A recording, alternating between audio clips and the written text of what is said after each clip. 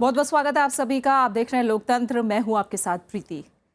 बिहार के सियासी समर में एक तरफ जहां पहले और दूसरे दौर के लिए चुनाव प्रचार तेज हो गया है, वहीं तीसरे दौर के लिए नामांकन का सिलसिला जारी है। आचार संहिता उल्लंघन के मामले में आज आरजेडी अध्यक्ष लालू प्रसाद यादव और बीजेपी के वरिष्ठ नेता सुशील मोदी को चुनाव आयोग के कारण बताओ नोटिस का जवाब देना है। लोकतंत्र में इन मुद्दों पर बात होगी। आपको दिखाएंगे कुछ बड़े नेताओं से खास बातचीत। शुरुआत हेडलाइंस के साथ। बीजेपी के नेता शहनवाज हुसैन का सीएम पद की दावेदारी से इनकार। राज्यसभा टीवी से खास बातचीत में कहा, मुख्यमंत्री नहीं मुख्य कार्यकर्ता ही बना रहना चाहता हूं। आचार संहिता उल्लंघन का मामला, आरजेडी अध्यक्ष लालू प्रसाद यादव और बीजेपी के वरिष्ठ नेता सुशील मोदी को आज देना है जवाब। 1 अक्टूबर को जारी हुआ था नोटिस। आरजेडी अध्यक्ष लालू प्रसाद यादव के बेटों की उम्र को लेकर विवाद। हलफनामे में बड़े बेटे तेज प्रताप यादव ने बताई छोटे भाई तेजस्वी से कम उम्र। 8 अक्टूबर को पर्चे की जांच। चुनाव प्रचार में केंद्रीय मंत्रियों के दौरे पर मीरा कुमार ने उठाए सवाल। कहा, हार से डर रहा है एनडीए, महागठबंधन की जीत का किया दावा। शुरुआत करते हैं एनडीए में सीएम उम्मीदवार में घमासान के बीच बीजेपी नेता शहनवाज हुसैन के बयान से। राज्यसभा टीवी से खास बातचीत में पार्टी के प्रवक्ता शहनवाज हुसैन ने कहा है कि जात पात से ऊपर उठकर सीएम के उम्मीदवार का निर्णय होगा। उन्होंने खुद को मुख्यमंत्री की रेस से बाहर बताया है। इतने महत्वपूर्ण नेता होते हुए भी जब बीजेपी आपको सुपौल से टिकट दे रही थी और आपके पास एक बेहतर मौका था अपनी छवि को और बड़ा बनाने का, तब आपने छोड़ दिया। नहीं, मैं तो देखिए, और हो सकता था कि आप मुख्यमंत्री के महत्वपूर्ण कैंडिडेट हो सकते थे। ना मैं विधायक के दौर में हूँ, ना मैं मुख्यमंत्री के दौर में हूँ। मैं कार्यकर्ता था, हूँ और रहूंगा। विधायक नहीं, सीधे केंद्र में मंत्री बनना चाहते हैं? नहीं, अभी तो नहीं बनना या चाहता। अगर हम कहें कि अगर बिहार की जनता आपको सीएम के रूप में शायद देखना चाहती हो, क्या आप वो भी नहीं बनना चाहते? मैं एक बात जिंदगी में मैंने तय किया है कि जिस कौम में जो व्यक्ति पैदा होता है उसका यकीन तो उस पर होना चाहिए, लेकिन नेता वो है कि जो जिस कौम में पैदा न हुआ हो उस कौम के लोग भी उसको नेता माने। और मैं आज तक उसमें कामयाब हुआ हूँ। उसमें मेरे आदर्श एपीजे अब्दुल कलाम है। आप ही के पार्टी के कई बड़े नेता जो हैं वो कह रहे हैं कि ये नहीं, ये मुख्यमंत्री होगा, दलित मुख्यमंत्री होगा, ओबीसी मुख्यमंत्री होगा, सवर्ण मुख्यमंत्री नहीं हो सकता है। इस पर क्या कहना है आपका? देखिए, इस तरह के अपनी तरफ से दिए गए बयानों का क्या मतलब जब है? मेरे से बात कर रही हैं तो मैं सिर्फ शहनवाज हुसैन नहीं हूँ, मैं बीजेपी का ऑफिशियल स्पोक्स पर्सन हूँ, तर्जुमान हूँ। इस नाते मैं वही कहता हूँ, तर्जुमानी करता हूँ जो पार्टी प्रेसिडेंट या पार्टी की लाइन हो। मेरी जाती राय का भी कोई महत्व नहीं है, क्योंकि जब तक मैं प्रवक्ता हूँ, जब तक मुझे जाती राय जाहिर करने का कोई हक नहीं है। लेकिन पार्टी में कई लोगों की राय है कि इनको होना चाहिए, इनको नहीं होना चाहिए, अगड़ा हो कि पिछड़ा हो। लेकिन हमारे नेता नरेंद्र मोदी जो चश्मा पहनते हैं उससे उनको हर हिंदुस्तानी एक जैसा दिखता है। उनको कोई जात, मजहब, धर्म के चश्मे से वो नहीं देखते हैं। अभी हम सब चुनाव लड़ रहे हैं। इसका मतलब ये साफ है कि आप इस जो गिरिराज सिंह ने बयान दिया या और लोगों ने बयान दिया उसको खारिज कर रहे हैं कि अब अभी दलित या ओबीसी या किसी और पिछड़े जाति के नेता को मुख्यमंत्री बनाया जाएगा, इस तरह की कोई संभावना नहीं। अभी पार्टी ने साफ तौर पे कहा है, यही बात हमारे राष्ट्रीय अध्यक्ष ने कहा, यही बात हमारे फाइनेंस मिनिस्टर ने यहाँ प्रेस कॉन्फ्रेंस में कहा। पार्लियामेंट्री बोर्ड तय करेगा कौन होगा बिहार का मुख्यमंत्री।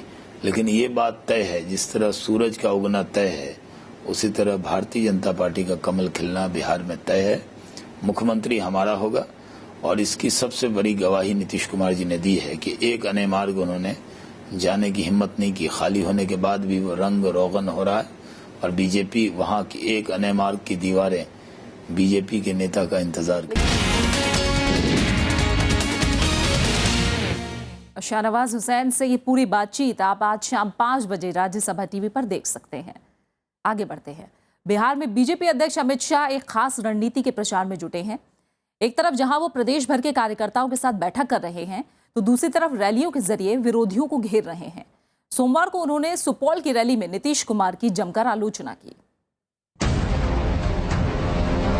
बिहार की सत्ता में बीजेपी को काबिज कराने के लिए अमित शाह दिन रात पसीना बहा रहे हैं। सुपौल की रैली में उनके निशाने पर नीतीश रहे। अमित शाह ने नीतीश कुमार को महत्वाकांक्षी करार दिया। उन्होंने कहा कि नीतीश की ख्वाहिश प्रधानमंत्री बनने की थी, लेकिन जब ऐसा नहीं हुआ तो वो एनडीए से अलग हो गए। और आपने प्रधानमंत्री बनने की महत्वाकांक्षा के कारण जदयू भाजपा की सरकार को तोड़ दिया। हमें कोई सत्ता का मोह नहीं, मगर तोड़कर क्या किया?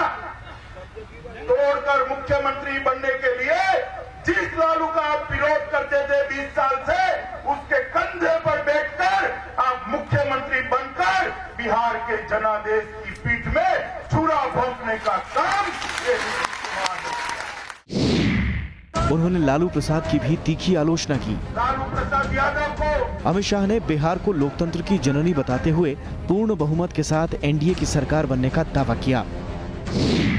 बिहार की जनता ने 50 साल तक मौका दिया है कांग्रेस पार्टी को, 15 साल तक मौका दिया है लालू प्रसाद यादव को, और 10 साल तक मौका दिया है नीतीश कुमार को। बिहार का भला किसी ने नहीं किया।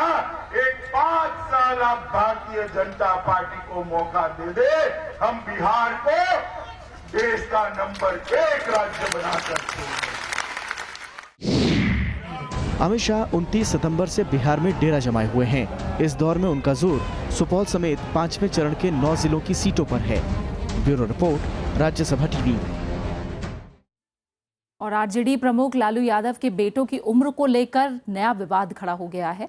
लालू के बड़े बेटे तेज प्रताप ने कल महुआ से अपना नामांकन पत्र दाखिल किया, जिसमें उनकी उम्र 25 साल बताई गई है, जो छोटे बेटे की उम्र से कम है।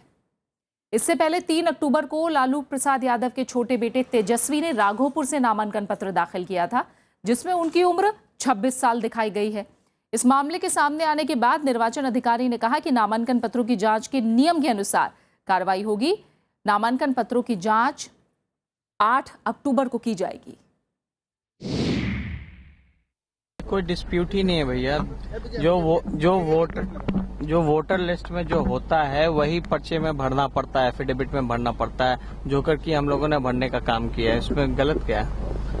जो वोटर लिस्ट में जो प्रिंटिंग होती है उसमें मेरा भी फोटो किसी और का फोटो है, मेरे बड़े भाई का भी जो है वो किसी और का फोटो है, इसमें प्रिंटिंग एरर है। उसमें क्या है? उसमें जो वोटर लिस्ट में है वही एफिडेविट में भरना पड़ता है, वो भरा गया है। रोल जो वोटर लिस्ट पर वोटर उम्र है, that is the violent, that is the final. कहाँ क्या है नहीं, उससे कोई मतलब नहीं। ये फजूला जो अज्ञानी लोग चला रहा है बिल्कुल जायज है, लीगल है। जो उम्र है वही है, वो जो प्रिंट है वही प्रिंट है। 80 साल लिख देगा तो 80 साल हमको लिखना पड़ेगा। और हमारे संवाददाता रविंद्र सिंह शोरान हमारे साथ जुड़े हुए हैं, बिहार में मौजूद है। रविंद्र, क्या एक नई मुसीबत लालू प्रसाद और उनके दोनों बेटों के लिए खड़ी हो सकती है? क्योंकि कम से कम किसी एक की उम्र तो गलत दर्ज की गई है, हालांकि दलील दे रहे हैं उसके पीछे, लेकिन कितनी मुश्किल हो सकती है और कार्रवाई क्या हो सकती है अगर गलत जानकारी पाई जाती है तो? जी देखिए, अगर एफिडेविट में किसी तरह के चुनाव के दौरान भरे जाने वाले एफिडेविट में अगर किसी तरह की गलत जानकारी दी जाए तो वो कानूनी अपराध तो है ही है, लेकिन उसके अलावा चुनाव आयोग जो है उसके पास इस बात के अधिकार हैं कि वो उस प्रत्याशी का पर्चा रद्द कर सकता है। और ये जाहिर तौर पर मुसीबत है, क्योंकि सब लोग जानते हैं कि तेज प्रताप जो है वो लालू यादव के बड़े बेटे हैं और तेजस्वी छोटे बेटे हैं। लेकिन ये जो कंफ्यूजन है, इस कंफ्यूजन के पीछे एक्चुअली क्या कारण है? रविंद्र से संपर्क टूट गया है और हम कोशिश करेंगे इस मसले पर उनसे ज़्यादा बातचीत कर पाएं। तो एक नई मुसीबत लालू प्रसाद यादव और उनके दोनों बेटों के लिए खड़ी हो सकती है। पहली बार दोनों बेटे चुनाव मैदान में उतर रहे हैं। तेज प्रताप जो कि लालू प्रसाद यादव के बड़े बेटे हैं, लेकिन उन्होंने नामांकन दाखिल करते वक्त अपनी उम्र 25 साल बताई है, जो कि उनके जो छोटे बेटे हैं उससे कम उम्र है। यानी उम्र को लेकर कहीं ना कहीं पेच फंसा है। हालांकि इसके पीछे दलील भी दे रहे हैं लालू प्रसाद यादव और तेजस्वी, लेकिन 8 अक्टूबर को नामांकन पत्रों की जांच होगी और सामने आएगा कि क्या कार्रवाई चुनाव आयोग की तरफ से जांच के बाद की जाती है। आरजेडी अध्यक्ष लालू प्रसाद यादव और बीजेपी के वरिष्ठ नेता सुशील मोदी को आज आचार संहिता उल्लंघन के मामले में चुनाव आयोग के नोटिस का जवाब देना है। चुनाव आयोग ने दोनों नेताओं को 1 अक्टूबर को कारण बताओ नोटिस जारी किया था। आरजेडी अध्यक्ष लालू प्रसाद यादव पर राघोपुर की रैली में प्रचार के दौरान जातिगत बयान देने का आरोप है।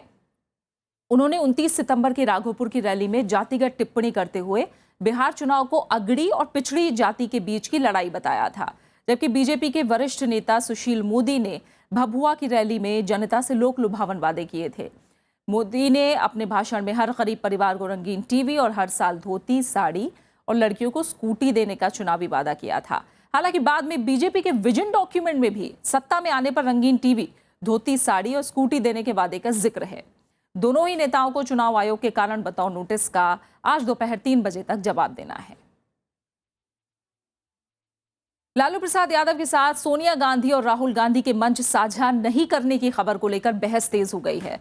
हालांकि महागठबंधन के सभी घटक दल किसी तरह के मनमुटाव से इनकार कर रहे हैं। उनका कहना है कि तयशुदा कार्यक्रम के मुताबिक ही पार्टियां प्रचार में उतरेंगी। हम अलग अलग जाएंगे, चलो अलग अलग कवर करना था।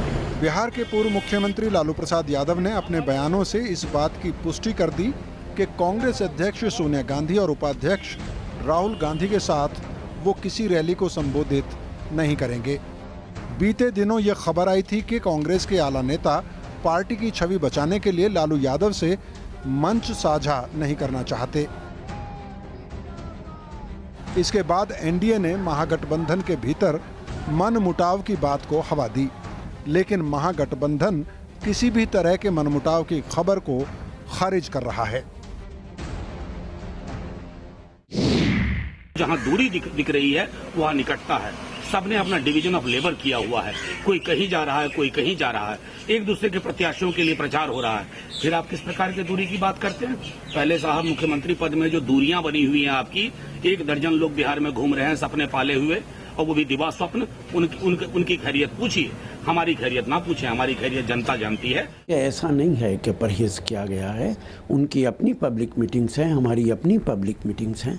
और एक मीटिंग जो शुरू में हुई थी उसमें सोनिया जी ने, लालू जी ने, नीतीश जी ने सबने मिलके एक साथ पब्लिक को एड्रेस किया था। लेकिन ये ज़रूरी नहीं है कि हर पब्लिक मीटिंग के अंदर सारे नेता एक साथ हों। कि नेता और कार्यकर्ता मिलकर काम कर रहे हैं, ये संघ परिवार का नया शगुफा है।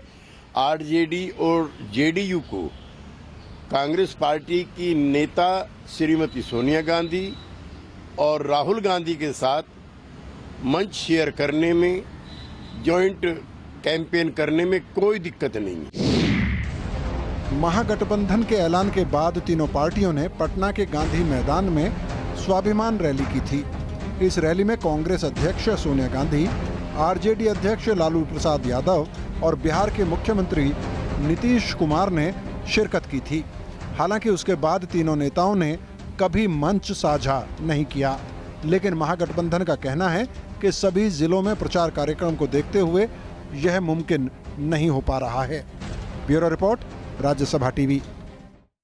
मुख्यमंत्री नीतीश कुमार ने कहा है कि बीजेपी बिहार को छल रही है।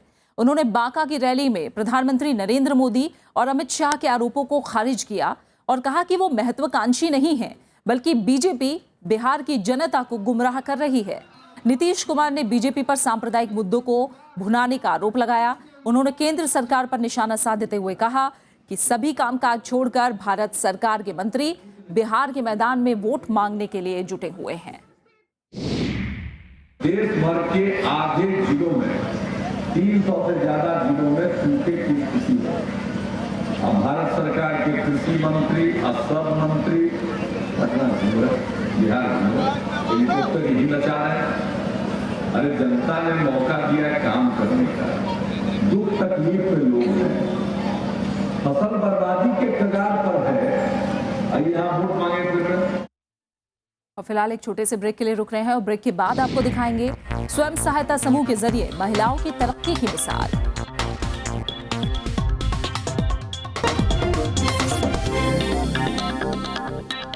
राज्यसभा टेलीविजन के खास प्रोग्राम विरासत में आपका स्वागत है।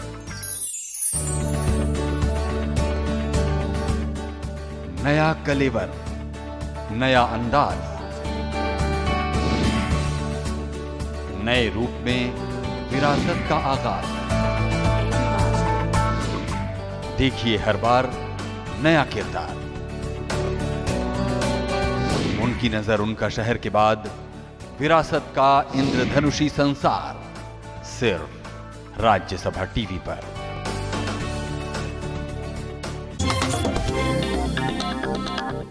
पूर्व लोकसभा अध्यक्ष और कांग्रेस की वरिष्ठ नेता मीरा कुमार ने बिहार चुनाव में केंद्रीय मंत्रियों के दौरे पर सवाल उठाए हैं। उन्होंने कहा है कि एनडीए गठबंधन इस चुनाव में डरा हुआ है, इसलिए इतनी बड़ी तादाद में मंत्री प्रचार में जुटे हैं। मीरा कुमार ने चुनाव में महागठबंधन की जीत का दावा भी किया। वो लोग परेशान हैं तो बहुत रैली कर रहे हैं और अपने सब मंत्रियों को यहाँ बिठा दिए हैं, तो उनमें थोड़ा घबराहट है। वैसे मैं बहुत निश्चिततापूर्वक ये कह सकती हूँ कि सरकार महागठबंधन की बनी। कांग्रेस नेता गुलाम नबी आजाद ने कहा है कि नीतीश कुमार की अगुवाई में बिहार ने काफी तरक्की की है। पटना में प्रेस कॉन्फ्रेंस करते हुए गुलाम नबी आजाद ने कहा कि एक जमाने में पिछड़ेपन के लिए जिस बिहार को जाना जाता था, आज वहां दूर दराज के इलाकों में भी विकास साफ दिख रहा है। प्रदेश की कायापलट के लिए उन्होंने नीतीश कुमार के अलावा केंद्र की पूर्ववर्ती यूपीए सरकार को भी श्रेय दिया। आज बिहार के अंदरूनी इलाकों में भी अगर जब जाएंगे आप, तो आपको पक्की सड़कें मिलेंगी, अच्छी सड़कें मिलेंगी, टूटी फूटी सड़कें नहीं मिलेंगी। इसका श्रेय नीतीश कुमार जी को जाता है। वहीं जेडीयू के वरिष्ठ नेता केसी त्यागी बिहार में महागठबंधन की जीत को लेकर आश्वस्त है। राज्यसभा टीवी से खास बातचीत में उन्होंने कहा कि उनकी पार्टी को पिछड़ी जाति का समर्थन है और नीतीश कुमार एक बार फिर बिहार के मुख्यमंत्री बनेंगे।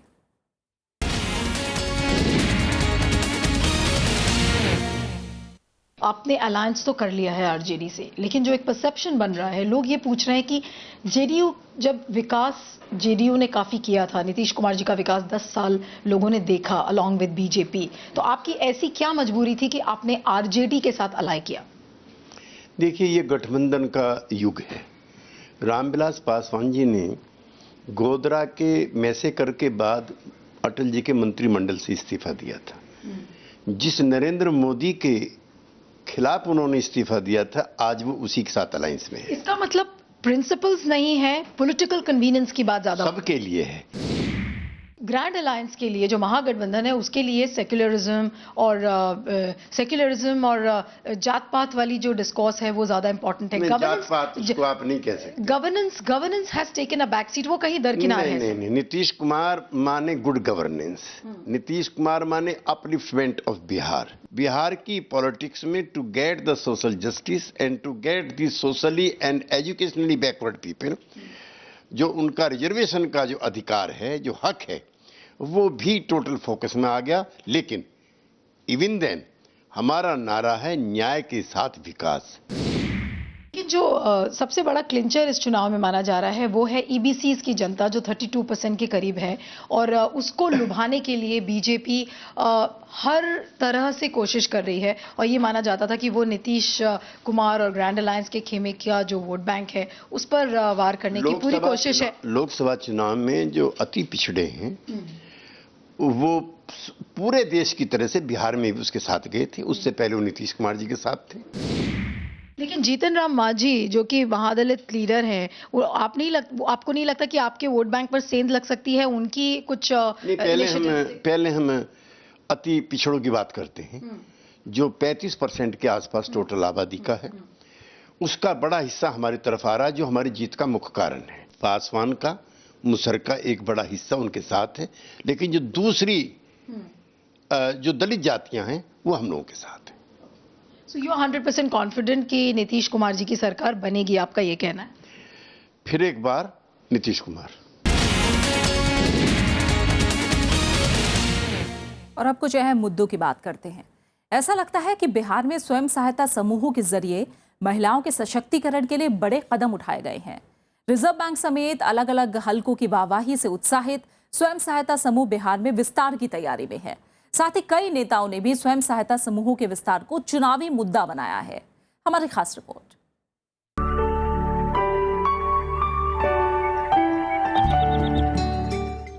आज हम अपना तो इस तरीका से एसएजी मेरा करके अपना स्थिति को बदल दिए हैं, तो साथ ही साथ जितना हमारे साथ दीदी हैं उनके लिए भी सोचे कि उसका भी स्थिति हम बदलेंगे।